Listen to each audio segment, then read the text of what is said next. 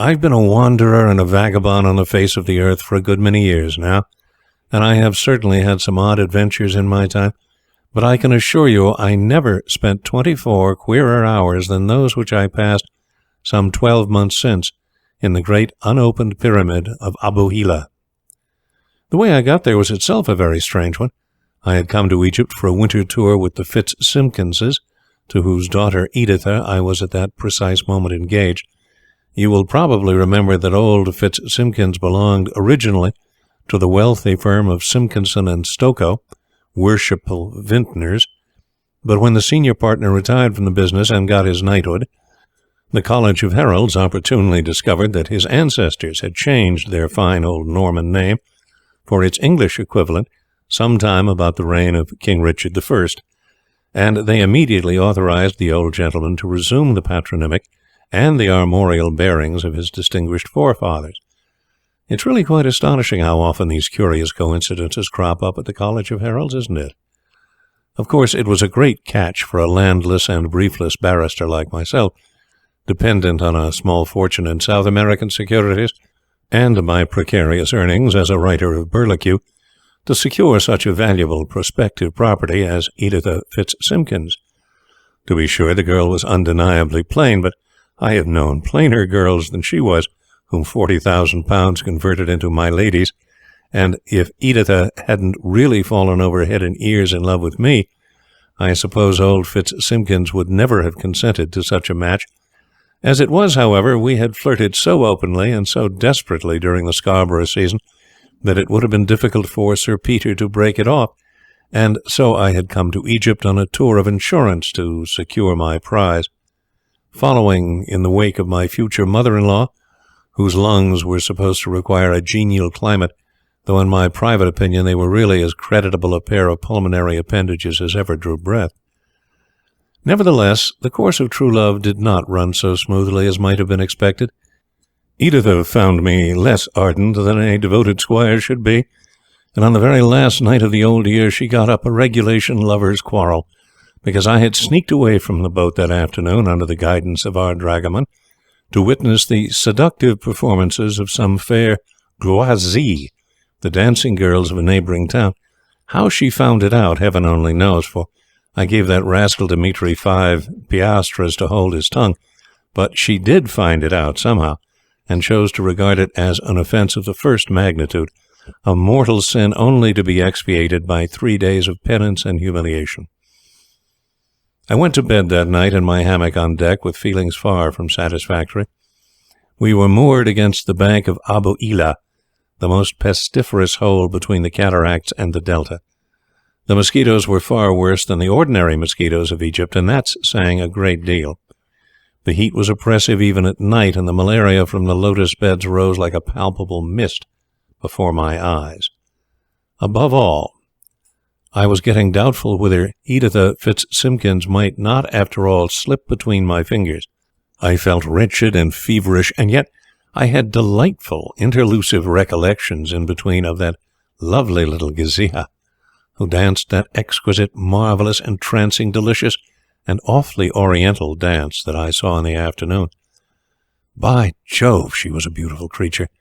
Eyes like 2 full moons, hair like Milton's Penseroso, movements like a poem of Swinburne's set to action. If Editha was only a faint picture of that girl, now, upon my word, I was falling in love with Geziha. Then the mosquitoes came again.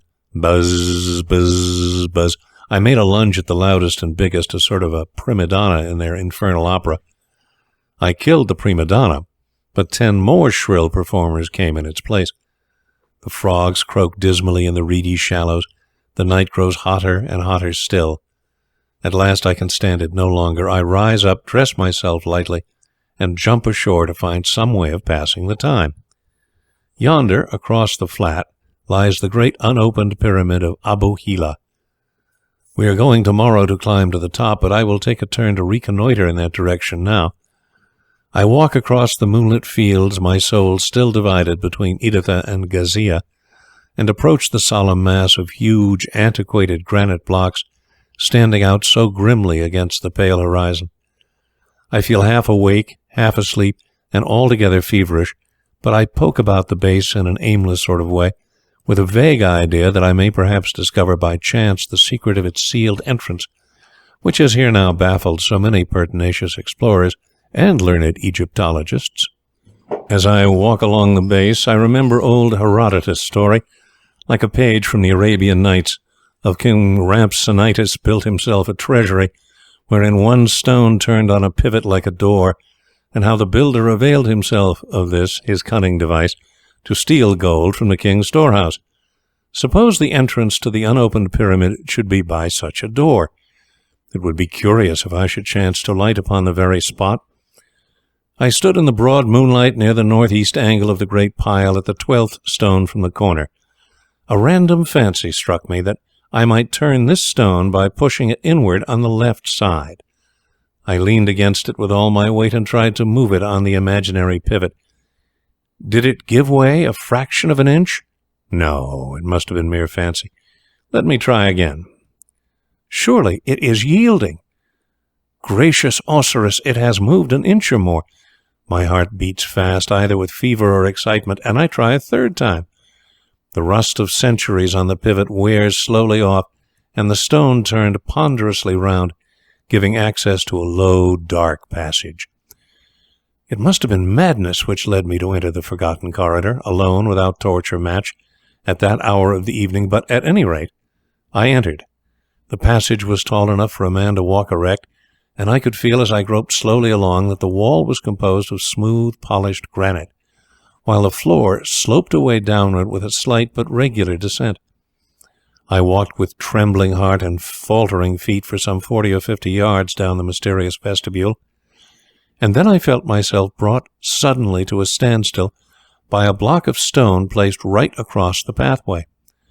I had had nearly enough for one evening, and I was preparing to return to the boat agog with my new discovery, when my attention was suddenly arrested by an incredible, a perfectly miraculous fact. The block of stone which barred the passage was faintly visible as a square by means of a struggling belt of light streaming through the seams. There must be a lamp or other flame burning within. What if this were a door, like the outer one, leading into a chamber perhaps inhabited by some dangerous band of outcasts? The light was a sure evidence of human occupation, and yet the outer door swung rustily on its pivots, as though it had never been opened for ages. I paused a moment in fear before I ventured to try the stone, and then, urged on once more by some insane impulse, I turned the massive block with all my might to the left. It gave way slowly like its neighbor, and finally opened into the central hall. Never as long as I live shall I forget the ecstasy of terror, astonishment, and blank dismay which seized upon me when I stepped into that seemingly enchanted chamber. A blaze of light first burst upon my eyes, from jets of gas arranged in regular rows, tier above tier, upon the columns and walls of the vast apartment. Huge pillars richly painted with red, yellow, blue, and green decorations stretched in endless succession down the dazzling aisles. A floor of polished syenite reflected the splendor of the lamps, and afforded a base for red granite sphinxes and dark purple images in porphyry of the cat-faced goddess Pasht, whose form I knew so well at the Louvre and the British Museum. But I had no eyes for any of these lesser marvels, being wholly absorbed in the greatest marvel of all, for there, in royal state and with mitred head, a living Egyptian king, surrounded by his coiffured court, was banqueting in the flesh upon a real throne before a table laden with Memphian delicacies. I stood transfixed with awe and amazement, my tongue and my feet alike forgetting their office, and my brain whirling round, as I remember it used to whirl when my health broke down utterly at Cambridge after the classical trapos. I gazed fixedly at the strange picture before me, taking in all of its details in a confused way, yet quite incapable of understanding or realizing any part of its true import. I saw the king in the center of the hall, raised on a throne of granite inlaid with gold and ivory, his head crowned with the peaked cap of Ramses, and his curled hair flowing down his shoulders in a set and formal frizz. I saw priests and warriors on either side, dressed in the costumes which I had often carefully noted in our great collections, while bronze-skinned maidens with light garments round their waists and limbs displayed in graceful picturesqueness waited upon them half-nude, as in the wall paintings which we had lately examined at Karnak and Syene. I saw the ladies, clothed from head to foot in dyed linen garments, sitting apart in the background, banqueting by themselves at a separate table, while dancing girls, like older representatives of my yesternoon friends, the Gaozi, tumbled before them in strange attitudes to the music of 4-stringed harps and long straight pipes. In short, I beheld, as in a dream, the whole drama of everyday Egyptian royal life, playing itself out anew under my eyes in its real original properties and personages. Gradually, as I looked, I became aware that my hosts were no less surprised at the appearance of their anachronistic guest than was the guest himself at the strange living panorama which met his eyes. In a moment, music and dancing ceased, the banquet paused in its course, and the king and his nobles stood up in undisguised astonishment to survey the strange intruder. Some minutes passed before anyone moved forward on either side. At last, a young girl of royal appearance, yet strangely resembling the Gizavaboila, and recalling in part the laughing maiden in the foreground of Mr. Long's great canvas at the previous academy, stepped out before the throng. "May I ask you," she said in ancient Egyptian, "who you are, and why you come hither to disturb us?" I was never aware before that I spoke or understood the language of the hieroglyphics, yet I found I had not the slightest difficulty in comprehending or answering her question.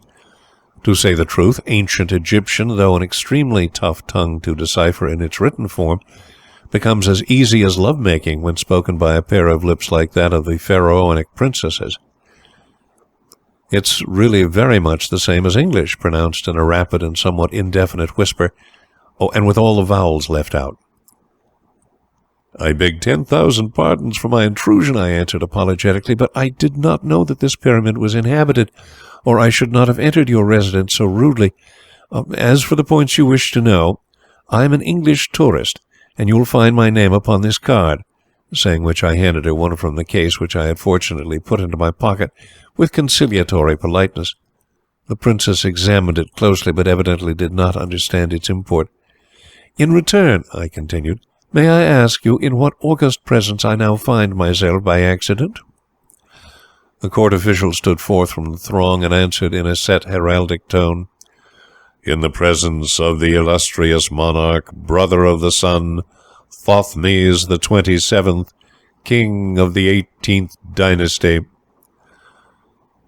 "Salute the lord of the world," put in another official in the same regulation drone. I bowed low to His Majesty and stepped out into the hall. Apparently my obeisance did not come up to Egyptian standards of courtesy, for a suppressed titter broke audibly from the ranks of the bronze-skinned waiting women. But the king graciously smiled at my attempt, and turning to the nearest nobleman, observed in a voice of great sweetness and self-contained majesty, "This stranger, Umbos, is certainly a very curious person.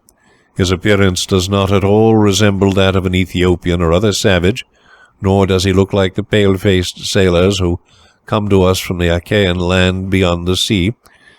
His features, to be sure, are not very different from theirs, but his extraordinary and singularly inartistic dress shows him to belong to some other barbaric race." I glanced down at my waistcoat and saw that I was wearing my tourist's check suit of grey and mud colour, with which a Bond Street tailor had supplied me just before leaving town, as the latest thing out in fancy tweeds.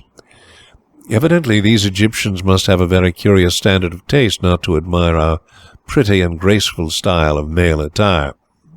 "If the dust beneath your Majesty's feet may venture upon a suggestion," put in the officer whom the king had addressed, "I would hint that this young man is probably a stray visitor from the utter uncivilized lands of the north.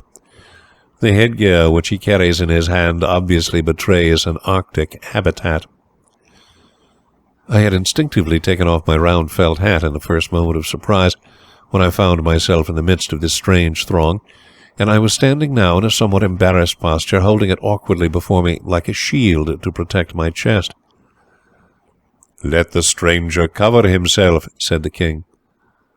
"Barbarian intruder, cover yourself," cried the herald. I noticed throughout that the king never directly addressed anybody save the higher officials around him.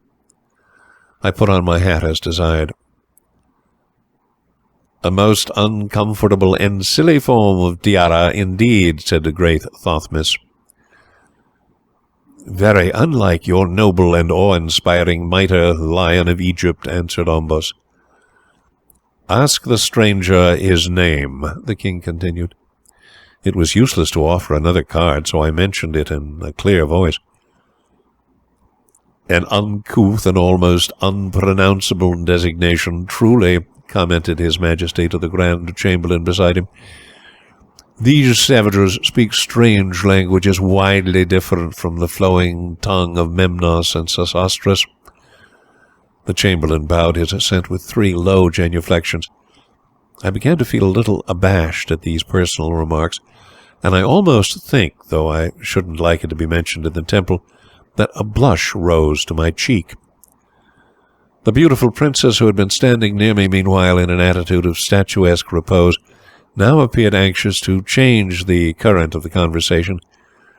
"Dear father," she said with a respectful inclination, "surely the stranger, barbarian though he be, cannot relish such pointed allusions to his person and costume.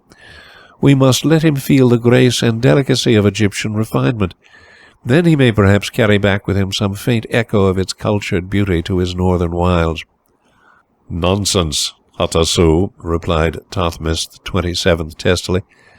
"Savages have no feelings, and they are as incapable of appreciating Egyptian sensibility as the chattering crow is incapable of attaining the dignified reserve of the sacred crocodile."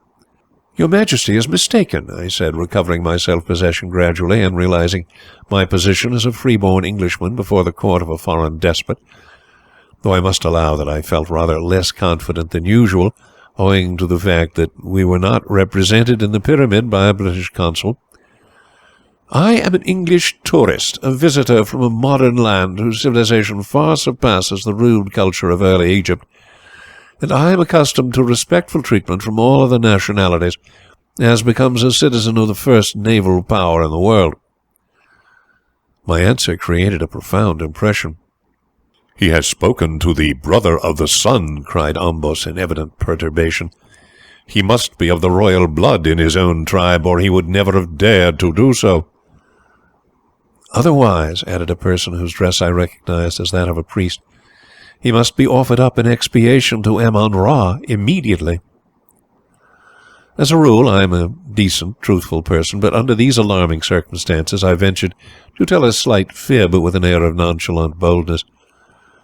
"I am a younger brother of our reigning king," I said without a moment's hesitation, for there was nobody present to gainsay me, and I tried to salve my conscience by reflecting that, at any rate, I was only claiming consanguinity with an imaginary personage.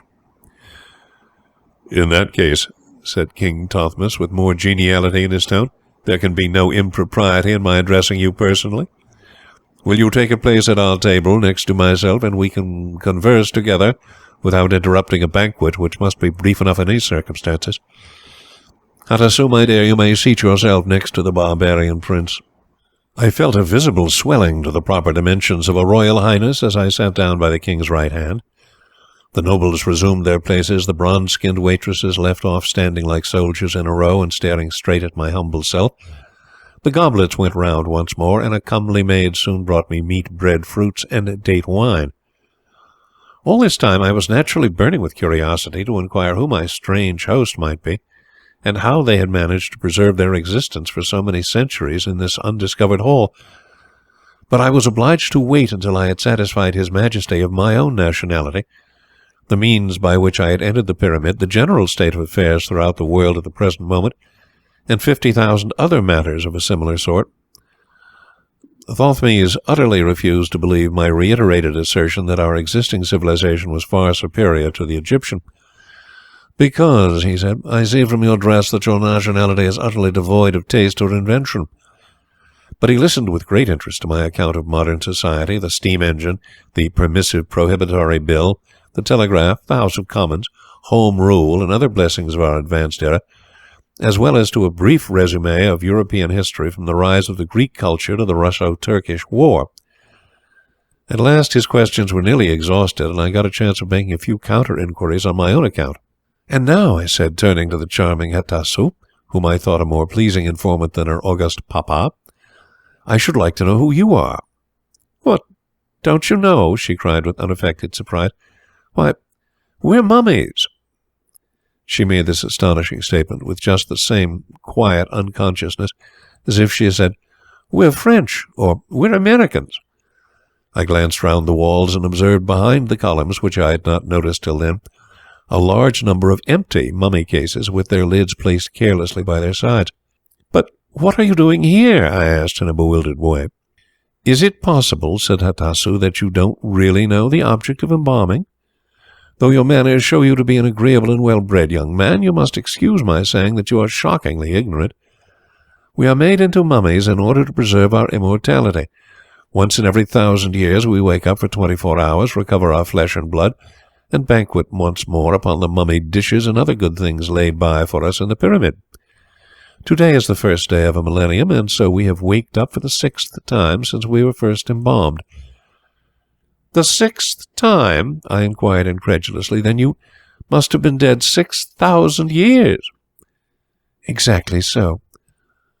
"But the world has not existed so long," I cried in a fervour of orthodox horror. "Excuse me, barbarian prince. This is the first day of the 327,000th millennium." My orthodoxy received a severe shock. However, I had been accustomed to geological calculations and was somewhat inclined to accept the antiquity of man. So I swallowed the statement without more ado. Besides, if such a charming girl as Hatasu had asked me at that moment to turn Mohammedan, or to worship oysteries, I believe I should incontinently have done exactly that. "You wake up only for a single day and a night, then?" I said. "Only for a single day and night. After that we go to sleep for another millennium." "Unless you were burnt as fuel on the Cairo railway," I added mentally. "But now," I continued aloud, "how do you get these lights?" "The pyramid is built above a spring of inflammable gas. We have a reservoir in one of the side chambers in which it collects during 1,000 years, and as soon as we awake we turn it on at once from the tap and light it with a lucifer match." "Upon my word," I interposed, "I had no notion you ancient Egyptians were acquainted with the use of matches." "Very likely not. There are more things in heaven and earth, Sophrones, than are dreamt of in your philosophy, as the bard of Philae puts it." Further inquiries brought out all the secrets of that strange tomb house, and kept me fully interested till the close of the banquet. Then the chief priest solemnly rose, offered a small fragment of meat to a deified crocodile, who sat in a meditative manner by the side of his deserted mummy case, and declared the feast concluded for the night. All rose from their places, wandered away into the long corridors or side aisles, and formed little groups of talkers under the brilliant gas lamps. For my part, I strolled off with Hatasu down the least illuminated of the colonnades, and took my seat beside a marble fountain where several fish, gods of great sanctity, Hatasu assured me, were disporting themselves in a porphyry basin. How long we sat there I cannot tell, but I know that we talked a good deal about fish and gods, and Egyptian habits, and Egyptian philosophy, and above all, Egyptian love-making. The last named subject we found very interesting, and when once we got fully started upon it, no diversion afterwards occurred to break the even tenor of the conversation. Hatasu was a lovely figure, tall, queenly, with smooth dark arms and neck of polished bronze, her big black eyes full of tenderness, and her long hair bound up in a bright Egyptian headdress that harmonized to a tone with her complexion and her robe. The more we talked, the more desperately did I fall in love, and the more utterly oblivious did I become to my duty to Editha Fitzsimkins, the mere ugly daughter of a rich and vulgar brand-new knight, forsooth, to show off her airs before me, when here was a princess of the blood royal of Egypt, obviously sensible to the attentions which I was paying her, and not unwilling to receive them with a coy and modest grace. Well, I went on saying pretty things to Hatasu, and Hatasu went on deprecating them in a pretty little way, as who should say, "I don't mean what I pretend to mean one bit. until at last I may confess that we were both evidently as far gone in the disease of the heart called love as it's possible for two young people on first acquaintance to become.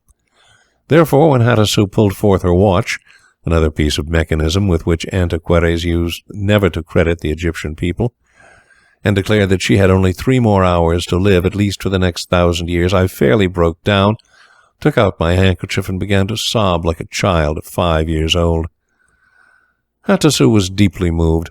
Decorum forbade that she should console me with too much empressement, but she ventured to remove the handkerchief gently from my face and suggested that there was yet one course open by which we might enjoy a little more of one another's society. "Suppose," she said quietly, "you were to become a mummy. You would then wake up, as we do, every 1,000 years, and after you have tried it once, you'll find it just as natural to sleep for a millennium as for 8 hours. Of course," she added with a slight blush, "during the next 3 or 4 solar cycles there would be plenty of time to conclude any other arrangements you might possibly contemplate before the occurrence of another glacial epoch." This mode of regarding time was certainly novel and somewhat bewildering to people who ordinarily reckon its lapse by weeks and months, and I had a vague consciousness that my relations with Editha imposed upon me a moral necessity of returning to the outer world, instead of becoming a millennial mummy. Besides, there was the awkward chance of being converted into fuel and dissipated into space before the arrival of the next waking day. But I took one look at Hatasu, whose eyes were filling in turn with sympathetic tears, and that look decided me. I flung Editha, life, and duty to the dogs, and resolved at once to become a mummy. And there was no time to be lost. Only 3 hours remained to us, and the process of embalming, even in the most hasty manner, would take up fully 2. We rushed off to the chief priest who had charge of the particular department in question. He at once acceded to my wishes and briefly explained the mode in which they usually treated the corpse. The word suddenly aroused me. "The corpse!" I cried. "But I am alive! You can't embalm me living!" "Oh, we can," replied the priest, "under chloroform." "Chloroform?" I echoed, growing more and more astonished. "I had no idea you Egyptians knew anything about it." "Ignorant barbarian," he answered with a curl of the lip. "You imagine yourself much wiser than the teachers of the world. If you were versed in all the wisdom of the Egyptians, you would know that chloroform is one of our simplest and commonest anesthetics." So I put myself at once under the hands of the priest. He brought out the chloroform and placed it beneath my nostrils, as I lay on a soft couch under the central court. Hatasu held my hands in hers and watched my breathing with an anxious eye. I saw the priest leaning over me with a clouded vial in his hand, and I experienced a vague sensation of smelling myrrh and spikenard. Next I lost myself for a few moments, and when I again recovered my senses in a temporary break, the priest was holding a small green stone knife dabbled with blood, and I felt that a gash had been made across my breast. Then they applied the chloroform once more. I felt Hatasu give my hand a gentle squeeze. The whole panorama faded finally from my view, and I went to sleep for a seemingly endless time. When I awoke again, my first impression led me to believe that the 1,000 years were over, and that I had come to life once more to feast with Hatasu and Thothmes in the pyramid of Aborila. But second thoughts, combined with closer observation of the surroundings, convinced me that I was really lying in a bedroom of Shepherd's Hotel at Cairo. A hospital nurse leaned over me instead of a chief priest, and I noticed no tokens of Edith Fitzsimkins' presence. But when I endeavoured to make inquiries upon the subject of my whereabouts, I was peremptorily informed that I mustn't speak, as I was only just recovering from a severe fever and might endanger my life by talking. Some weeks later I learned the sequel of my night's adventure. The Fitzsimkinses, missing me from the boat in the morning, at first imagined that I might have gone ashore for an early stroll, but after breakfast time, lunch time, and dinner time had gone past, they began to grow alarmed and sent to look for me in all directions. One of their scouts, happening to pass the pyramid, noticed that one of the stones near the northeast angle had been displaced, so as to give access to a dark passage, hitherto unknown. Calling several of his friends, for he was afraid to venture in alone, he passed down the corridor and through a second gateway into the central hall. There the fellahin found me, lying on the ground, bleeding profusely from a wound on the breast, and in an advanced state of malarious fever. They brought me back to the boat, and the Fitzsimkins conveyed me at once to Cairo for medical attention and proper nursing. Editha was at first convinced that I had attempted to commit suicide because I could not endure having caused her pain, and she accordingly resolved to tend me with the utmost care through my illness. But she found that my delirious remarks, besides bearing frequent references to a princess with whom I appeared to have been on unexpectedly intimate terms, also related very largely to her casus belli itself, the dancing girls of Abu Hila. Even this trial she might have borne, setting down the moral degeneracy which led me to patronize so degrading an exhibition as a first symptom of my approaching malady, but certain unfortunate observations, containing pointed and by no means flattering allusions to her personal appearance, which I contrasted much to her disadvantage with that of the unknown princess, these, I say, were things which she could not forgive, and she left Cairo abruptly with her parents for the Riviera, leaving behind a stinging note in which she denounced my perfidy and empty-heartedness with all the flowers of feminine eloquence. From that day to this I have never seen her. When I returned to London and proposed to lay this account before the Society of Antiquaries, all my friends dissuaded me on the grounds of its apparent incredibility. They declared that I must have gone to the pyramid already in a state of delirium, discovered the entrance by accident, and sunk exhausted when I reached the inner chamber. In answer, I would point out three facts. In the first place, I undoubtedly found my way into the unknown passage, for which achievement I afterwards received the gold medal of the Society Khedivial, and of which I retain a clear recollection, differing in no way from my recollection of the subsequent events. In the second place, I had in my pocket, when found, a ring of Hattus's, which I drew from her finger just before I took the chloroform and put into my pocket as a keepsake. And in the third place, I had on my breast the wound which I saw the priest inflict with a knife of green stone, and the scar may be seen on the spot to the present day. The absurd hypothesis of my medical friends that I was wounded by falling against a sharp edge of rock I must at once reject as unworthy of a moment's consideration. My own theory is either that the priest had not time to complete the operation, or else that the arrival of the Fitzsimkins scouts frightened back the mummies to their cases an hour or so too soon. At any rate, there they all were, ranged round the walls undisturbed, the moment the fellaheen entered. Unfortunately, the truth of my account cannot be tested for another 1,000 years, but as a copy of this book will be preserved for the benefit of posterity in the British Museum, I hereby solemnly call upon collective humanity to try the veracity of this history by sending a deputation of archaeologists to the Pyramid of Abu Hila on the last day of December 2877. If they do not, then find Thothmes and Hattusu feasting in the central hall, exactly as I have described, I shall willingly admit that the story of my New Year's Eve among the mummies is a vain hallucination unworthy of credence at the hands of the scientific world.